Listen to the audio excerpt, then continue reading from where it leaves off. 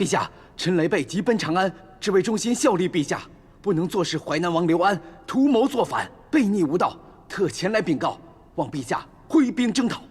淮南王在封地一直安分守己，爱民之名远播。你一个小小的郎中，竟敢以下犯上，若无凭证，便是诽谤亲王。臣并无诽谤，淮南王屯兵已久，伺机而为。早前大将军遇袭被刺，就是淮南王指使，旨在令汉军无帅，军心不稳呢。你当这是昏君吗？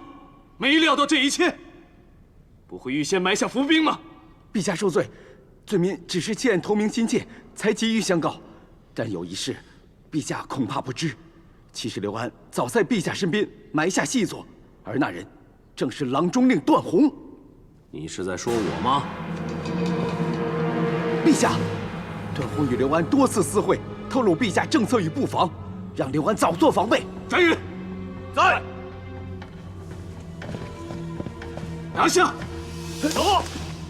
陛下，段宏背叛陛下，与刘安合谋，我只是坦言相告，为什么要抓我呀？那我也可以坦然相告，我与刘安种种交往，都是受于皇命。何况你自己不就是悖逆君王吗？有何资格指控于我？不错，雷贝，今日你可以背叛刘安投靠朕，他日也可能叛逆朕投靠旁人。如此朝秦暮楚之人，我大汉弃如草履，更何况拜你所赐，朕的计策功亏一篑。什么？你真以为刘安的阴谋举动朕不察不知吗？段宏叛变是假，卫青遇刺虽真，受伤却是假，一切只是诱兵之计。我们早已设下埋伏，只等刘安起兵，便一举歼灭。可你带着刘安的秘密出逃到此，刘安一定会顾及你的告发。你以为刘安还会出兵吗？雷贝，你坏朕大事，罪该万死！陛下饶命！陛下饶命啊！你去淮南，雷贝一来，刘安定会按兵不动，而且日后行事会更加谨慎，也有更多时间屯兵勾结。对大汉来说，更是心腹大患。如若外敌在侵，刘安有取得机会起兵，我们就会首尾失据，防不胜防啊！目前汉军未及整顿，难以挥军远征淮南，而且刘安外有贤名，又无谋反实据，即使汉军能去，也是名不正言不顺。这些朕当然明白，但就算卫青领兵，都未敢保证能胜过淮南精兵。正因不能力敌，所以只能智取。臣去一方面可以细查与他合谋的郡国诸侯、朝臣百官，让陛下早做防备；又可以钳制他用兵，让陛下立于不败之地。此计若能成事，固然是上策，但段大哥，你不带一兵一卒，万一不能取信于刘安，只身一人，就算你武功再好，又怎可抵挡千军万马？朕实在不想失去臂膀。雷贝既然告发臣与刘安勾结，那陛下将臣降职，以示不信，臣或能博取刘安信任。以臣与刘安几次交往，他是求贤若渴的，以臣之能，他不舍得杀我。你可知稍有差错，那可是九死一生。那臣就托陛下庇护，得那一线生机。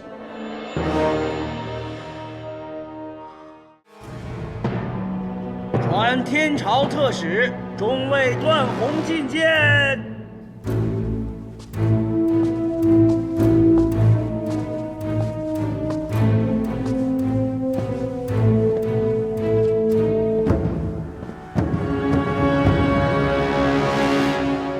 中尉段宏参见大王，参见王太子。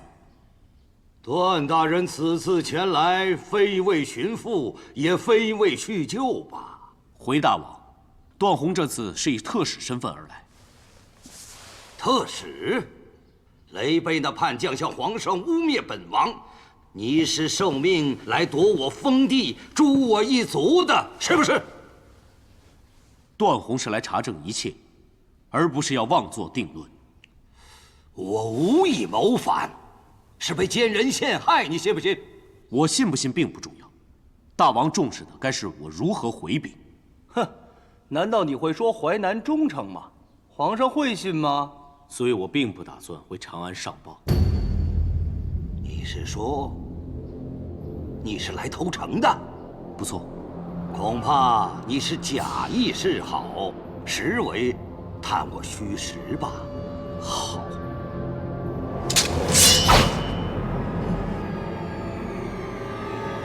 我被雷贝揭发与大王有交情，不管我如何上报，也难在刘彻面前立足。此次请旨出使，只是一心前来投靠大王。大王却如此相待，原来纵使我有忠肝义胆没用，纵使我已斩雷贝，为大王报仇消恨没用，纵使我夜访衡山王，祝大王与衡山王兄弟修好也没用。事到如今，段宏已无路可走，要杀，不用劳烦大王，段宏横剑一抹便可。且慢，你真是来投诚的？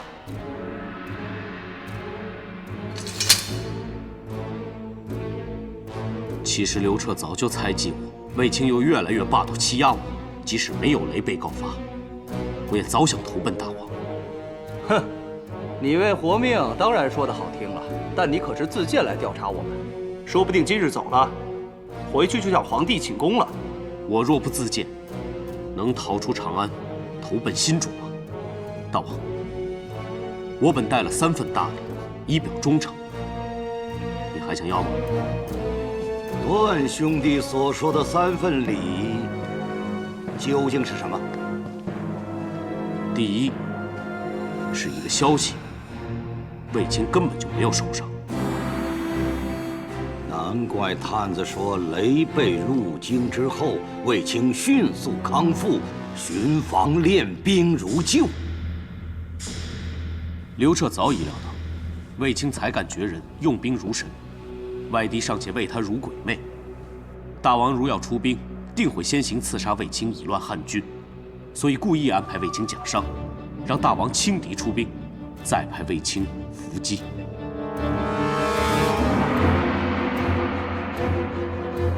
所以雷贝叛变，刘彻估计我不会发兵，卫青也不用再办受伤。你竟然拿这个消息做人情？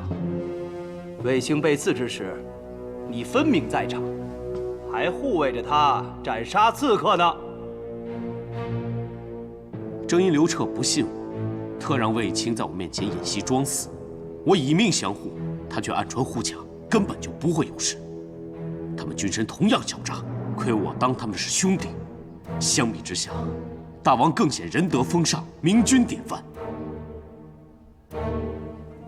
刘彻这个小人，本来就是刻薄寡恩。若说仁德，寡人比得上。哼，刘彻也知道我们不会发兵，所以你这份礼对淮南全无好处。好，我还有第2份礼。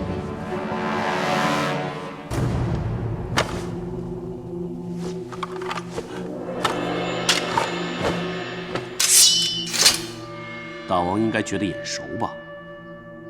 雷贝的剑，剑主正卧于跃马坡凉亭旁的黄土下，为背叛大王忏悔。啊，杀得好！我养兵1000日，又定好黄道吉日，全因为这该死的雷贝，都要推倒重来。你确实替我泄了心头之恨。可是一个人死，对于我而言，最多是解一时之气，意义不是很大呀。看来大王最急于知道的，应该是关于大王亲弟衡山王的礼物吧？你是说你能助我与他修好？不错，段宏此来，除了是天朝的特使，也是衡山王刘赐的密使。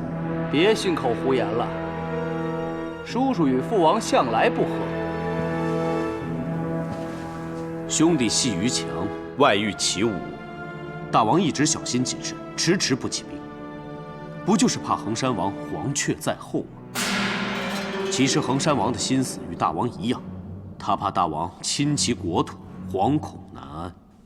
那如今，他对寡人的怨怼恐惧已消除了，早就消弭殆尽了。而且我已说服他与大王合作，只要大王批准，我立刻安排衡山王与大王密会。荒谬！区一个段宏，无才无势，凭什么让他听信于你？寡人也好奇，你到底用何方法来化解本王与弟弟的积怨呢？大王与衡山王兄弟失和，实为心病，奇珍异宝当然治不了。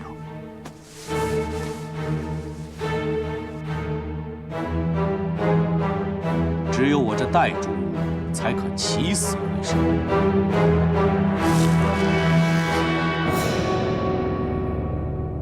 素足以令大王兄弟重归于好，结盟得天下的异斗素。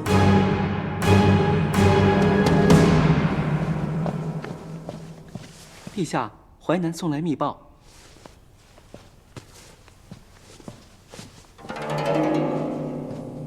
牛鼻环，段宏保住性命，过了第1关。鼻环套牛，任人牵扯。这是指他已经成功用计，将刘安套住。想必刘安现在正被段宏的牵绳拉着，一步步进入我们的圈套之中。段大哥果然智勇双全，想不到他仅用1斗素，便取信于刘安。这么快就传来好消息。1尺布尚可缝，1斗素尚可冲。兄弟2人不相容，这是当日民间传作的歌谣，诉说刘安父亲与先祖皇帝的故事。当年淮南厉王刘长目无法纪，祖父多番容忍，他仍不自省，竟然谋反。祖父不忍兄弟相残，把他流放，可他却自杀了，让祖父背上了杀亲之罪。所以，段大哥再结2王丧父之恨，他们就自以为天生羽翼，自会同仇。我祖父哀怜他们丧父，不计前嫌，让他们得地封王。可他们兄弟不懂感恩，反击旧仇，与其父一样生谋反之心。朕若不将2人拿下，怎对得起先祖皇帝的在天之灵？如今，段大哥令2王歃血为盟，化干戈为玉帛，淮南王必会重用他。他表面拉拢，暗中却挑拨，定会让2兄弟两败俱伤，致内乱于未发之时。段宏办事，朕甚是放心。可惜那西北隐患依然蠢动，被打败1次，暂且退了。不过一会儿又卷土重来。陛下放心，既然段大哥已在淮南牵制而亡，国内无虞，卫青愿请旨出征，让外敌明白，他们每次犯边，都必打败，好叫他们以后安分守己。好，朕有你2人，何惧内忧外患？今次出征，就让霍去病跟你同去，让外敌知道我大汉多能人，一名少爷，足可叫他们丧胆。诺。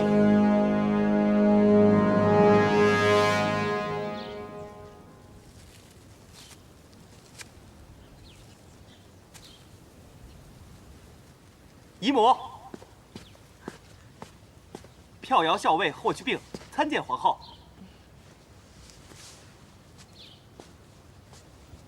来，霍校尉，果真威武不群。当然，我早已不是当年那个病弱小儿了。有舅父教我骑射，又有段叔叔教我武功，如今我的骑术、剑术、武艺无一不精。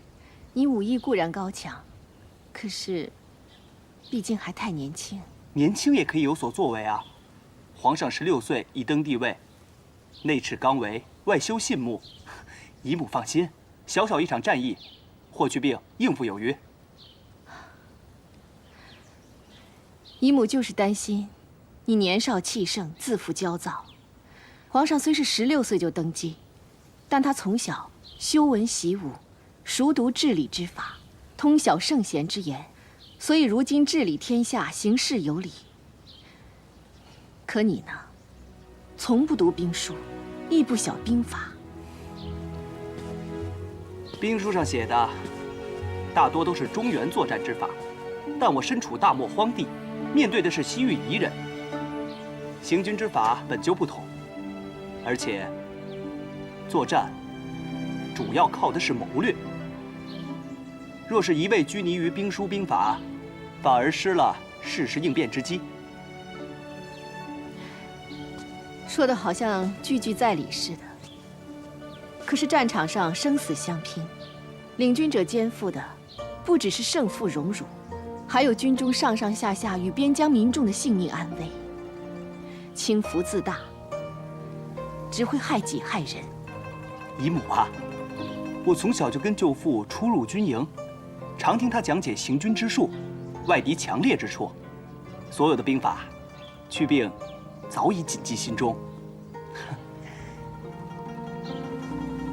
何况啊，更有陛下分派的一营精兵，又有舅父领军指挥，去病我并非独行，更不能独断。姨母不用担心。看来，去病也不是只凭血气的莽夫，倒像个有勇有谋的将才。只是外敌凶猛善战，在战场上，你一定要戒骄戒躁。去病遵命。去病从小多病，多亏姨母悉心照料，如今才有机会上阵杀敌，建功立业。我霍去病一定凯旋归来，报答姨母的抚育之恩。平定外敌，固然是姨母所愿，但姨母最期望的是你可以平安归来，这才是对姨母最大的报答。姨母放心，我与舅父一定平安归来，且带着赫赫战功。姨母就在长安，等着我们的好消息吧。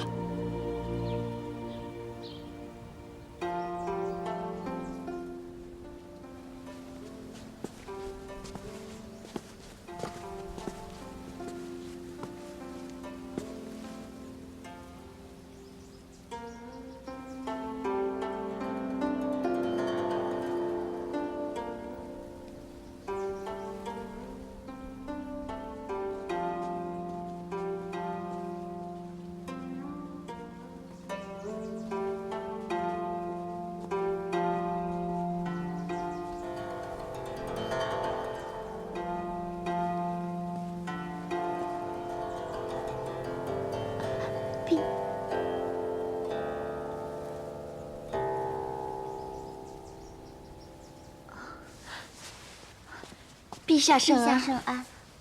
免礼了。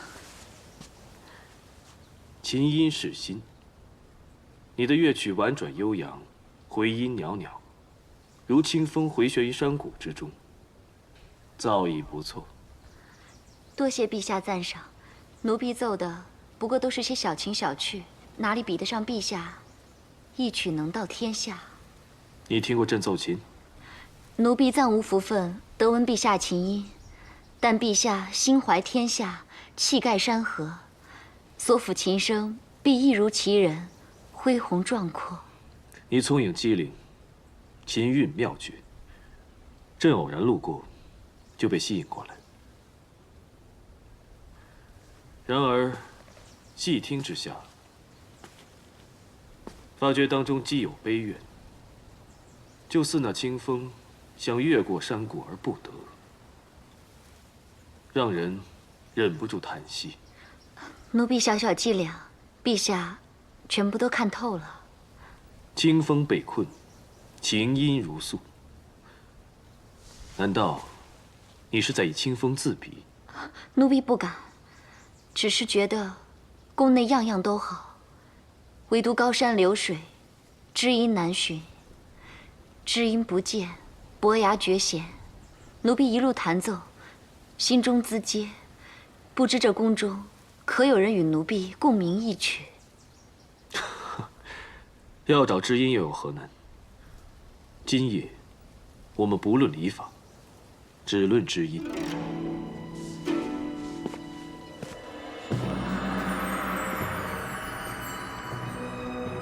你叫奴婢江氏。江姬，好。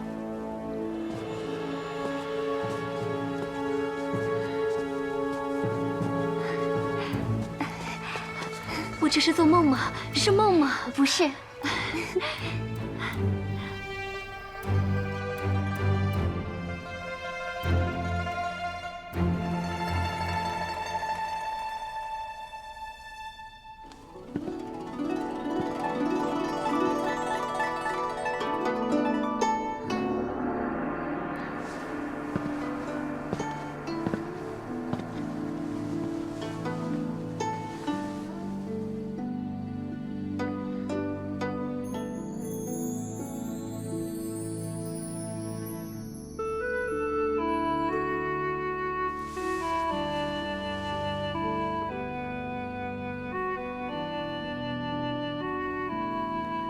这是什么？这是奴婢入宫之前家人送的16玉坠，他们特意嘱咐奴婢，临幸之前挂在腰间，求得多子多福。这就成全你一个多子多福。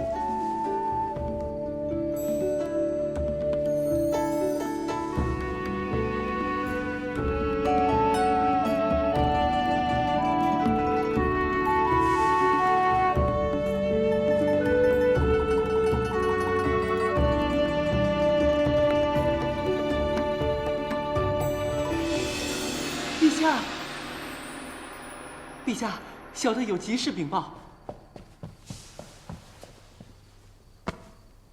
什么急事？就不能稍后再说吗？皇后说此事重要，要立刻禀报。是什么事？恭喜陛下，王姬喜得龙裔。皇后已经在掖庭照料，正等着陛下过去呢。果然是孟兄有召。备驾，已经准备好了。奴婢在此恭候陛下回来。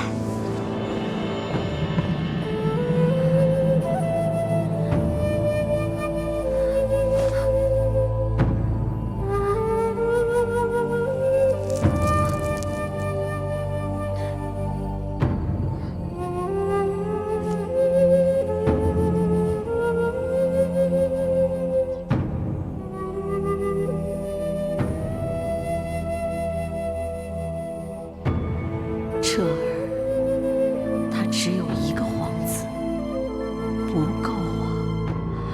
为了大汉根基稳固，汉室定要开枝散叶。你身为后宫之首，延绵后嗣，是责无旁贷啊！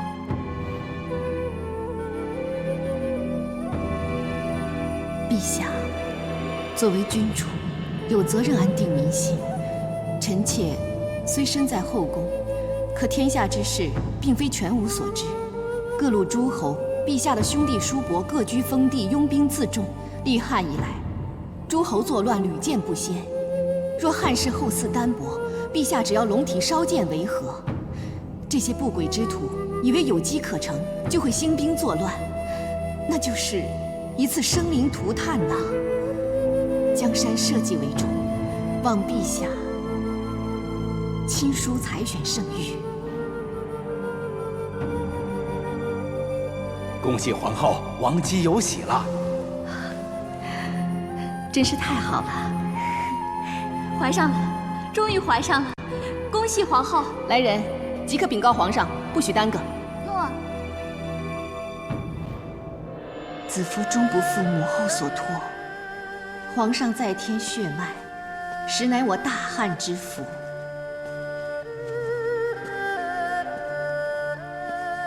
愿祖宗庇佑，保我汉室子嗣兴旺，国祚绵长。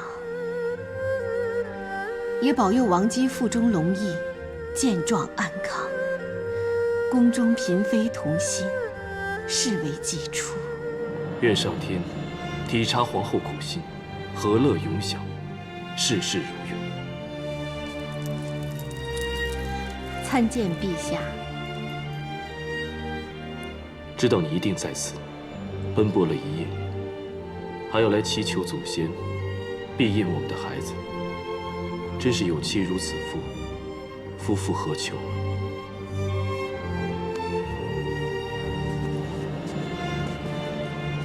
芳华有命，不失易德；荣宠加身，不忘世责。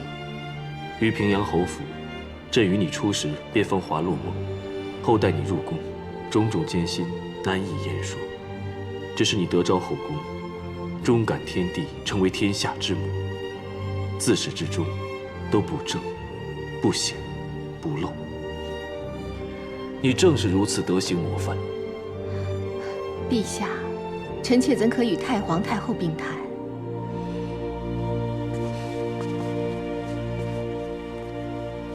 若不像祖母，那看母后又如何？陛下，不要再捉弄臣妾了。两位太后皆是德彰天下，子夫望臣莫及。朕句句发自肺腑。当然，你何等大度，为了天下社稷，忘极苦劝，搬出汉室安危来压朕，想把朕这夫君推向他人。最初，朕真的不高兴。但如今，朕不得不承认，确实心安不少。多一个孩儿，大汉就稳固一点。而且朕也为你高兴。苍天不负，你终于圆了母后之托，得偿所愿了。看到陛下高兴，臣妾也心安了。那你告诉朕，你高兴吗？能不愧母后，不愧先祖，臣妾当然高兴；能为陛下稳固天下，臣妾更是高兴。深知陛下事事以子夫为念，关心子夫的感受，臣妾不只是高兴，那还有什么？无比幸福。这种安心喜乐，足以让子夫以后面对任何事情都甘之如饴。你放心。将来你面对的只会是福与乐，再也不会有从前种种的委屈与惊险了。子夫相信，有你这话就好。子夫，明日朕要离宫一趟。离宫？战事紧张，军饷调度，各郡响应都是制胜关键。朕想亲自料理。陛下亲理军情，那子夫也要效法太皇太后与母后，在此闭关，为我们的孩子祈福。有妻如此，朕就放心了。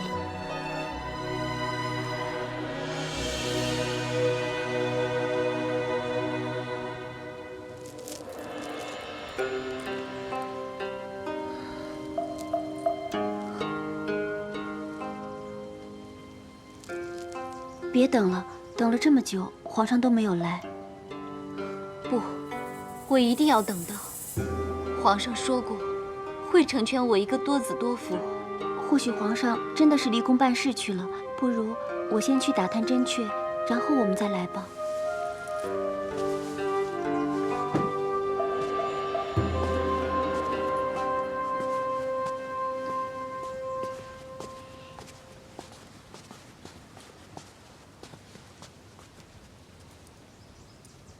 江姬，这么巧啊！王姬也来散步啊。我自从怀孕之后，皇上牵挂得不得了，嘱我定时散步，我岂敢为止啊？这也是，龙胎当然要好好护佑，要不然也难向皇上交代。哎呦，江姬原来又是来弹琴呐！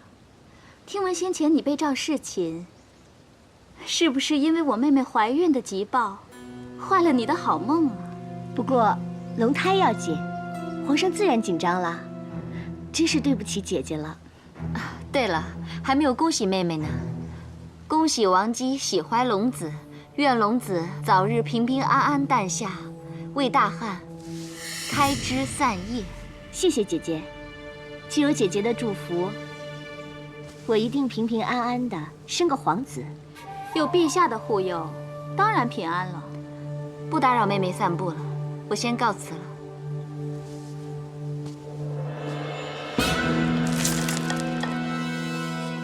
哎，这江姬，请留步。这玉珠是你的吧？怎么会掉下来呢？原来是我玉坠上的流苏珠散了。这玉坠散了不要紧，要是我不小心踩到滑倒了，伤了龙胎，那就是大祸了。啊，真怪我不小心，还好妹妹无事。16玉坠啊，16多子，这下玉坠没了，那多子也没了吧？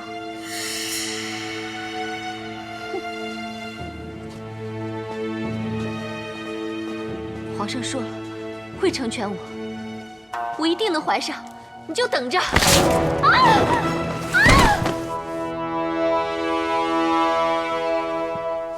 皇后万福，都免礼吧。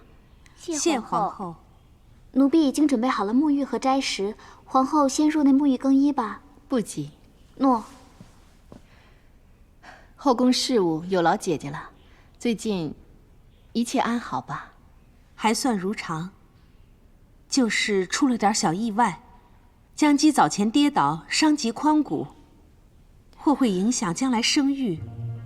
这阵子大小事情，众妃健康，我都一一记在册上，送呈了过来。那有劳姐姐陪我去配殿，我一边看一边问些详情。诺。皇后驾到！参见皇后。见皇后，快免礼。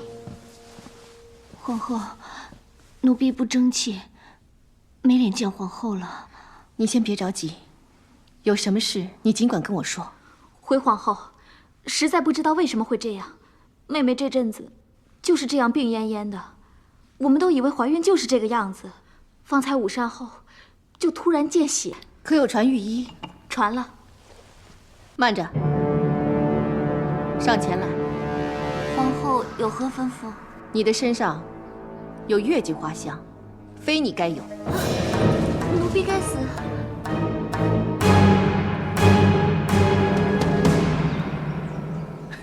师姐夫你好奇怪呀，出去跟那个王桑碰个面，知道王爷被人下了药，你还这么高兴？因为卫子夫就要当灾了。当灾的是那下毒之人，一定会被揪出来判个死罪，与卫子夫何干？因为该杀的不杀，罪就在卫子夫了。这个妖女皇后成天喊着什么和乐后宫，她有一个歌姬攀上皇后之位，就是靠这一份伪善来抓住人心。那个狗皇帝向来子嗣不昌，终盼得再有皇裔，如今竟有人意欲加害，狗皇帝一定大怒，必得手刃凶手而后快。那妖女越心慈，她越会处事不公，惹皇帝生气，就会跟那个狗皇帝越离越远。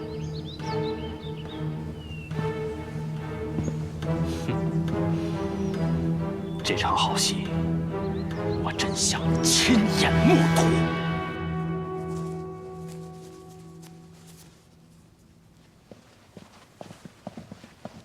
皇后，江姬到。皇后万安。起来吧，我在为众姐妹缝制香囊。皇后亲自做香囊给我们，花香宜人，也能凝神定气，陶冶性情。皇后对我们真好。你上次跌伤，伤患痊愈了没有？谢皇后关心，有御医照顾，又有皇后不断送来的药食用品，奴婢的外伤已经痊愈，只是因此不能生育。相信妹妹一定很难过。皇后，奴婢……你既进宫，我就视你为家人。我只希望后宫每个人都平安和乐，舒心顺意。最近多事，先是你不孕，再而王吉胎儿不稳，竟然见血。我去探望王姬时，发现他的侍女启红神色有异，追查之下，果然是启红在补汤里下药，几乎令王姬滑胎。启红已向我坦诚，自己利欲熏心，受人收买。我乃念他无知，且诚心认错，免他死罪。若主使者也能坦诚错误，真心悔改，或许本宫也能免其一死。江姬，你有话要告诉本宫吗？没有，没有。但本宫有。启红已经指证，是你收买他向王姬下药。我没有，是王姬收买下人诬陷我。自从知道你受伤不孕，本宫一直注意关心，为你筹谋往后生活。不管是出宫重获新生，还是留在宫里继续生活，本宫都会按你意愿尽力安排。可你想的却是谋害他人。时至今日，本宫独见你，是想给你机会，怕你知罪认错。但原来都是本宫枉费心思。御医证实，启红所下的正是能导致滑胎的蒲黄，而最近宫内只有你因治淤伤而要了此药。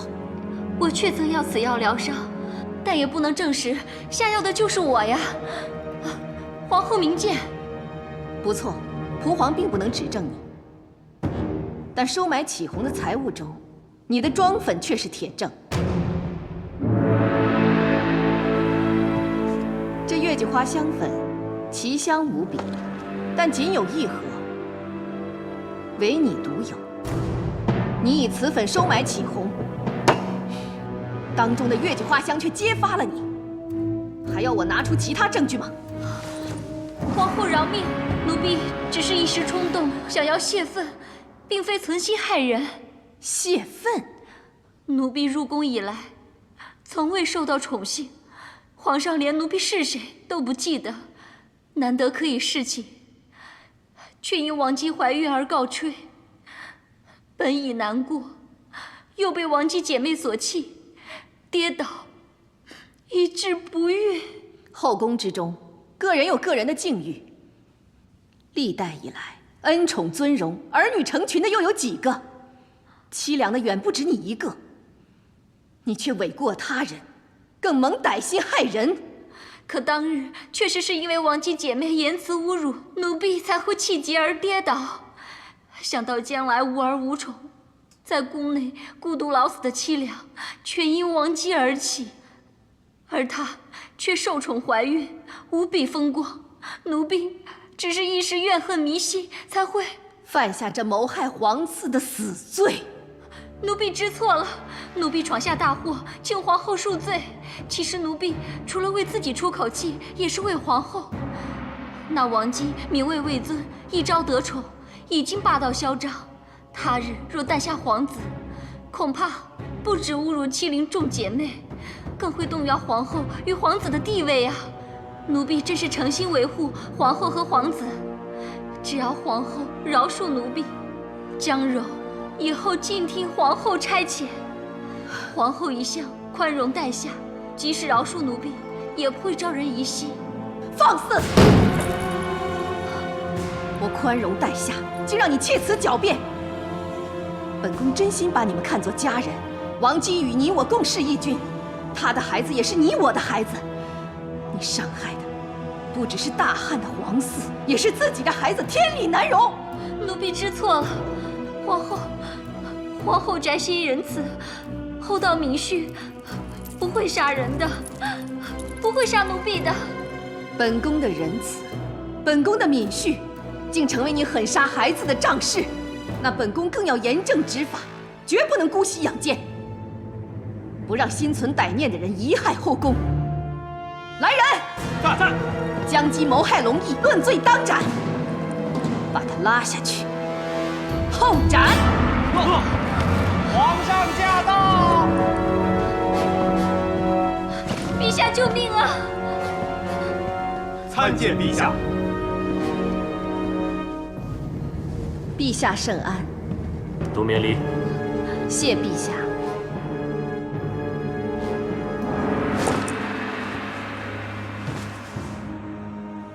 启禀陛下，姜姬下药，意图谋害王姬腹中胎儿。幸亏臣妾发现得早，胎儿无事。但姜姬毫无悔意，不断窃词狡辩。陛下，奴婢冤枉，奴婢下药并非自愿，而是受人所逼。受何人所逼？是皇后。皇后指使你向王姬下药？千真万确，陛下，皇后已不是陛下所知道的贤后，她怕王姬生下儿子会威胁到她母子的地位，知道我与王姬不和，又一直盼能弑君，故意安排侍寝机会相诱，叫我下药令王姬滑胎。若我不答应，就永不能见陛下一面。奴婢无奈之下才会下药，岂料皇后却将所有罪责推到我一人身上，意图脱身，还要杀奴婢。大胆将军！谋害王姬母子不成，还为图脱罪诬陷皇后。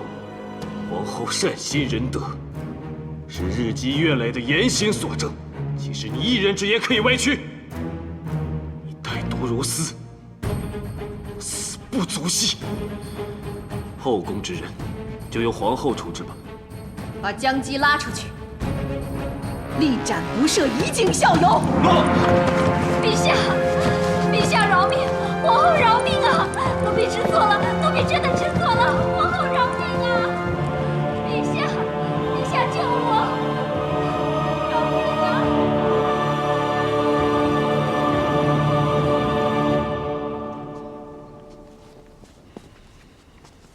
皇后，你看这皇城多美。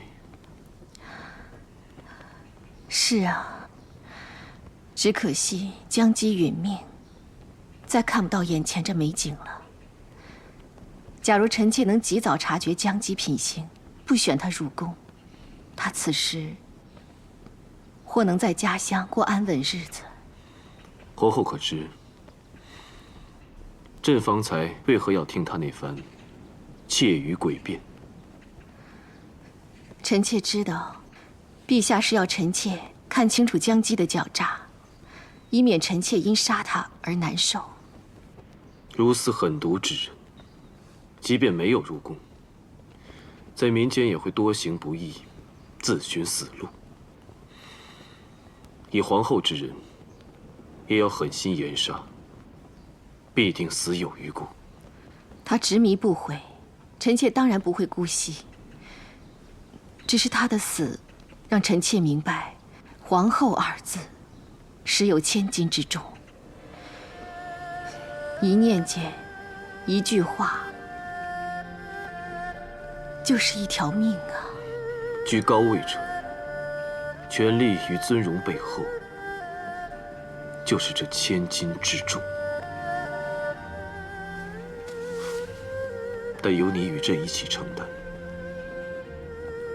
朕勤政安民，平定天下；你传德后宫，教化万民。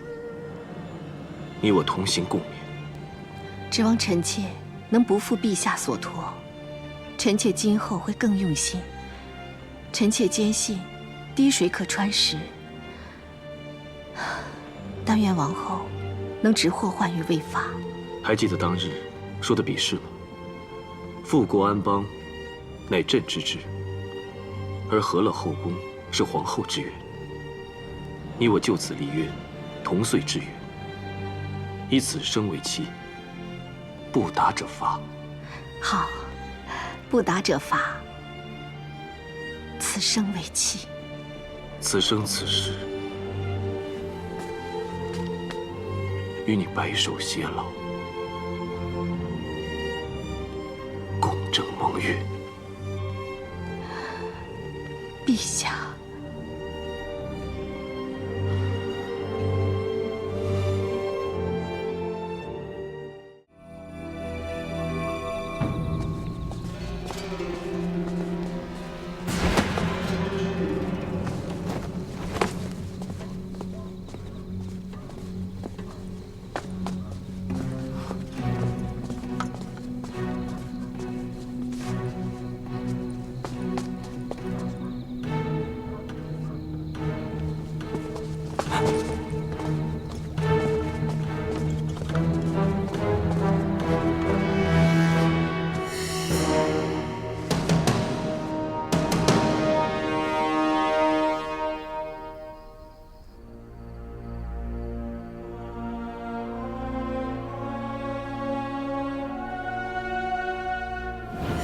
段老先生，血弱气尽，药石无效，臣等也无能为力，求陛下恕罪。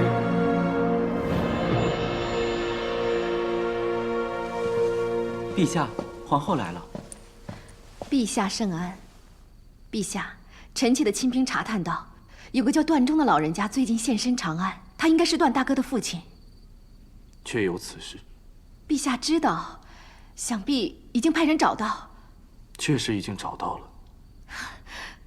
太好了，那赶紧派人把他接进宫来，静待段大哥回来相认，臣妾也好见见他，谢他当年赠饭之恩。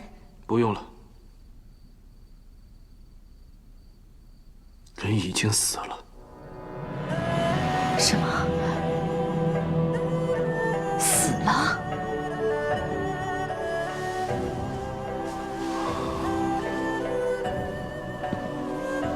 这些年来，他四处漂泊，访寻妻儿早已经是心力交瘁。几年前得了西奔之症，自知命不久矣，再走到长安，已经是油尽灯枯。陛下知道的如此详细，难道？朕早前已寻到段忠，把他安置好，让羽衣寸步不离的照顾。那陛下可有通知段大哥？段大哥忠君爱国，置生死于度外。段宏所有的牺牲，朕定会给他赏赐补偿，绝不亏待。难道陛下以为，与父亲久别团聚，是官爵财帛可以替代的吗？段大哥离京前，牵挂的只有父亲，盼父盼归是他唯一的心愿。可陛下找到段大叔，却不告诉他。那朕该如何？派人去淮南，叫段宏闯过刘安军马奔回来，还是将奄奄一息的段忠送去淮南虎穴？段宏身在敌营，若受此事影响，智取刘安的种种部署均会功亏一篑。臣妾明白陛下心系天下，可段大哥，段宏也会被揭露身份，身陷险境。即使他能全身而退，但他久留淮南，朝中早已认定他叛逆。若他无功而回，朕该如何待他？陛下顾虑周全，是臣妾未有细思。你既视他为大哥，就应该想到，若知真相，他定陷于忠孝难全的困境中，你可忍心？朕宁为他承担不仁的骂名，免他为难于忠孝间的抉择。朕也错了。没有通知段大哥，陛下无错。可陛下为何要瞒着臣妾呢？朕已说过，段忠身子太弱，难乘车马劳顿，不能入宫。那至少可以让臣妾出宫一见，还报当年赠饭之恩，也好待段大哥尽一点孝。皇后贸然出宫，你是要天下人和刘安都知道我们在为一个逆臣寻父，还照顾得周到吗？那陛下可有告诉段大叔，他的儿子忠义仁勇，在朝为官，为国尽忠吗？朕只能谨慎行事。陛下的谨慎，却让一生坎坷的老人孤独而死，连儿子的成就，甚至生死都一无所知。你怜悯一个老人是否安详而去，却不体谅你的父亲做此决定有多艰难。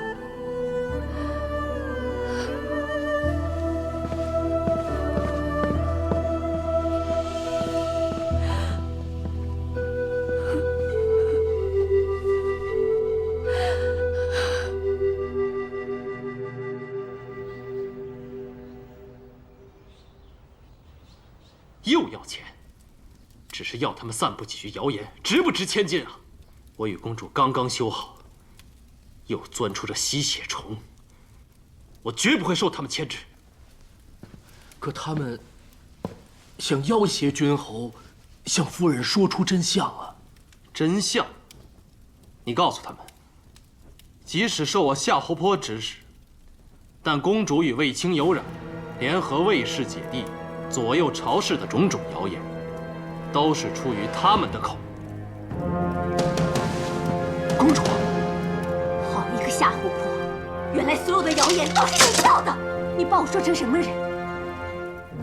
你怎能如此狠毒？我做这一切，都是因为爱你。爱？你竟然说得面无愧色！你不配！你心里的爱究竟是什么？是陷害！你害我与卫青，背负多少骂名！卫青，你心里就只有卫青！你还敢说？我与卫青的所谓私情，全部都是你造的谣言。当日你指责我私会，亏我还自省，是否太不避嫌？原来这一切都是你编的风言风语，故意叫我难堪。这一切能怪我吗？早在曹石死时，我遇你前，你们两个的事情已经传遍长安城了。什么君侯一事，鸾凤于飞，这些全是污蔑之词，也不是空穴来风吧？我若不这么做，怎能博得你的青睐？你的意思是，既然我轻于一回，你多说几句，多踩几脚也无所谓。你到底是什么人？你可知道，勾结外戚，意图谋反是死罪。如果不是皇上信任我，你的所作所为不仅得不到我，更会要我的命啊！公主如今不是完全无缺，和皇上姐弟情深吗？你句句辩解，却句句更显你的卑劣。自始至终，你根本就是在算计我，算准我疼惜香儿，你就去寻粮食；算准我疼爱弟弟，你就向他奉军饷。我以为你诚心，本想以心相待，原来只是应了你的算计。以心相待？你何曾对我以心相待？你为何嫁我？扪心自问，你嫁我是为了忘情，我忍；你当着我的亲朋让我难堪，我忍；卫青出事，你硬闯大将军府，不顾我这个夫君的感受，我也忍了。忍？我此次回来，是你说不计前嫌，重新开始。原来你根本没有忘记。是，我忘不了。如今你为当年的谣言，把我的爱意心思践踏殆尽，我更忍不了。你人在汝阴，心却在长安那个马奴处，你还好意思怪我？我夏侯颇堂堂汝阴侯，本可美人尽报，何必独尊你一个？你说夫若磐石，坚而不移。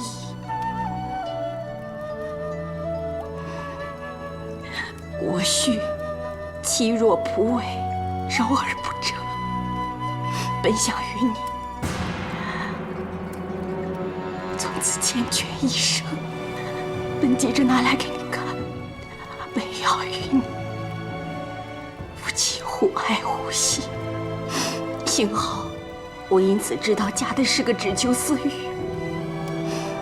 不择手段，为过于人，还以爱做借口，那我就不必错付感情，一切已成覆水。从今与你锦断不复。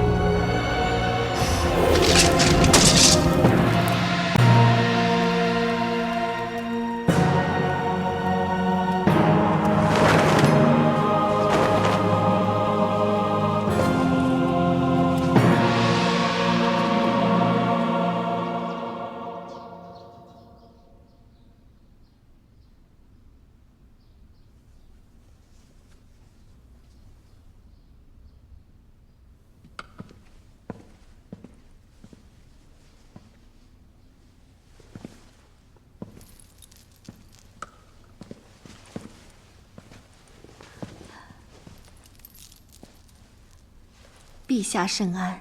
皇后免礼。谢陛下。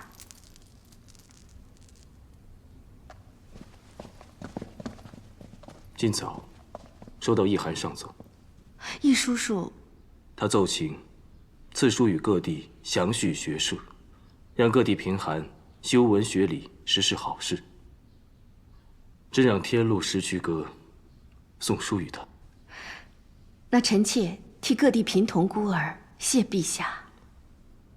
懿函广传福善于四海，为汉室培育才德之士，实是大功。朕想授他为局长，借周游各地之便，为朕举荐孝廉贤能。懿叔叔深谙民意，举荐之人定是贤良方正，可助我汉室平定民安。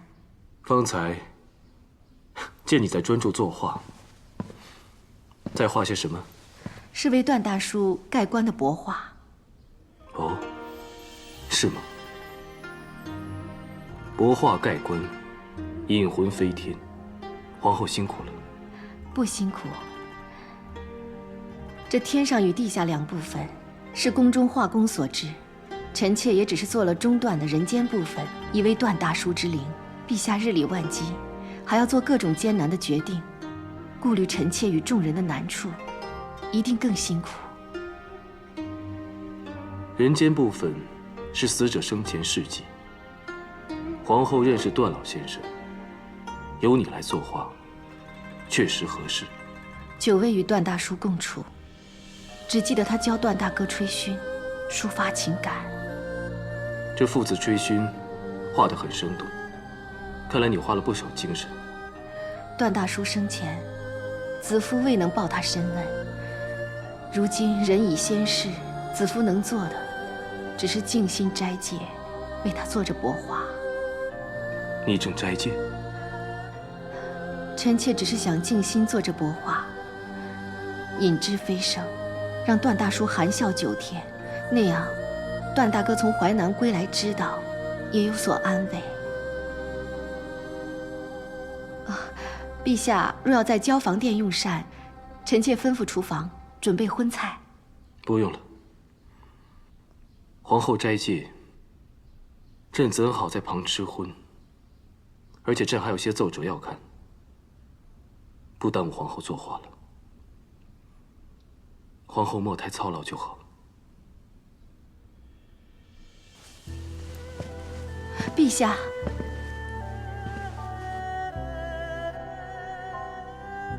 陛下也不要太过操劳。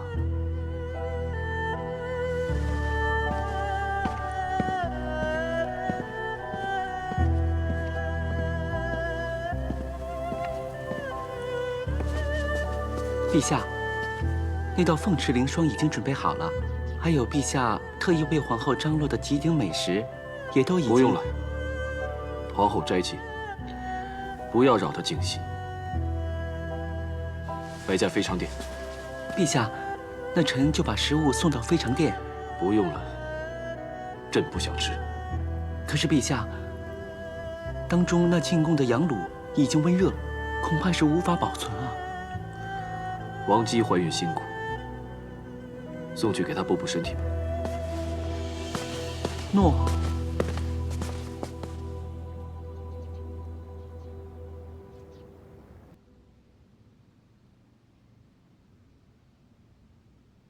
皇后，王姬平时请安也常缺席，今日我看恐怕也不会来了。王姬怀孕，肯定不方便，我也明白。就请徐黎夫人向诸位妹妹讲解亲蚕礼的仪式吧，不用等王姬了。王姬到。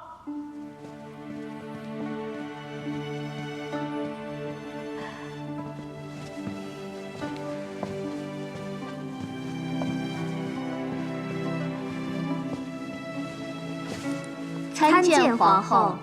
你身体不便，不必拘礼了。谢皇后。奴婢这阵子常觉身体不适，少来请安，还请皇后恕罪。这请安呐，只是礼教仪式，成于中而行于外。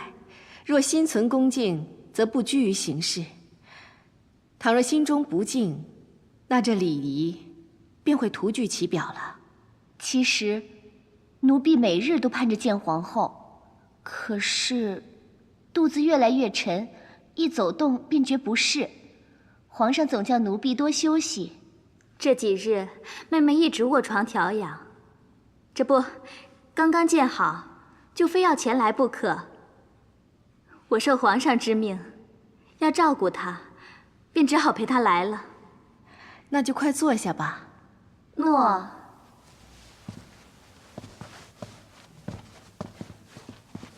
今日御医可有诊断？一切安好吧？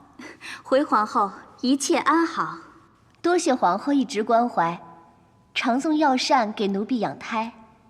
只不知奴婢是不是虚不受补，吃了还是倦怠气弱。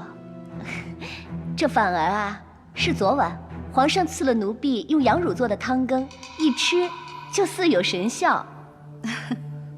妹妹能开怀，腹中胎儿自然也就欢快。还有呢，启禀皇后，皇后，白民来给皇后报喜。报喜？大将军胜了，霍校尉他也获胜了。皇上正在议事，先派白民来报。皇上主臣一定要告诉皇后，霍校尉虽是首次出征，已见神勇，出入敌阵立了大功。只要他们一切安好就行。恭喜皇后！皇后真是一门俊杰，大将军已是护国功臣，霍校尉更是少年英雄啊！最难得的是皇后与家人的贤德，即使功高位尊，仍是千景宽仁，礼待臣下。等大军回来，皇上对功臣的封赏恩宠，肯定丰厚实在。皇上说了，除了封赏，待大将军与霍校尉归来，还要邀请皇后两位姐姐与家人入宫，设宴同庆。那吃的就不止羊乳血鸡了，肯定是五鼎四簋的国宴了。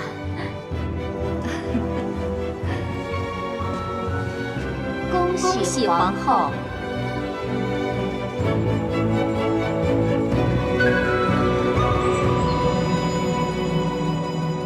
敌方轻视我小子，我就深入敌军境内，叫他们知道，莫轻视我年少。好，就800人，进他数百里，歼敌军2000多人。好啊！最重要的是无恙归来。姨母，去病履行承诺，平安归来了。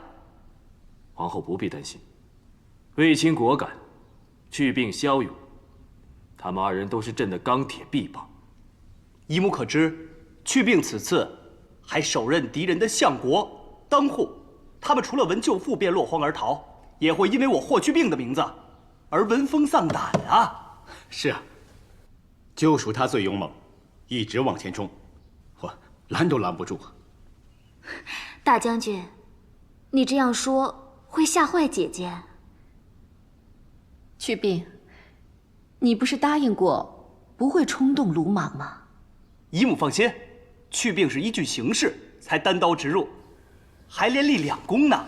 皇后，去病神勇，连凶悍外敌都怕，确实领我汉军扬威大漠，不能轻看的勇将啊！这小子有陛下包庇，臣妾怎敢轻看呢？这就好。霍去病听风。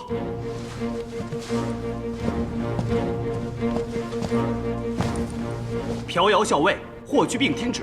霍去病虽是初生牛犊，但此仗大败外敌，勇冠3军，朕就封你为冠军侯。食邑1600户，赐府邸。谢陛下封侯赐邑。然而，陛下赐府，去病愧不敢受。为什么？此次在边疆，看到外敌扰边，百姓流离失所，守边将士也是风餐露宿，所以当时就对自己许诺：边关未静，无以为家。说得好，不愧朕对你顾惜已重。这府邸朕记住了，他到你靖边歼敌之日，就是朕赠府之时。谢陛下隆恩。起来吧，子父，你别怪朕对他偏心。我们这医生确有过人之处，还有我们的弟弟，金番领军也是功不可没。赐千金，哎，都免了。谢陛下。谢陛下。好啊，我们的家人都大显才干，功勋盖世。带你两位姐姐进宫，今日的家宴就圆满完成了。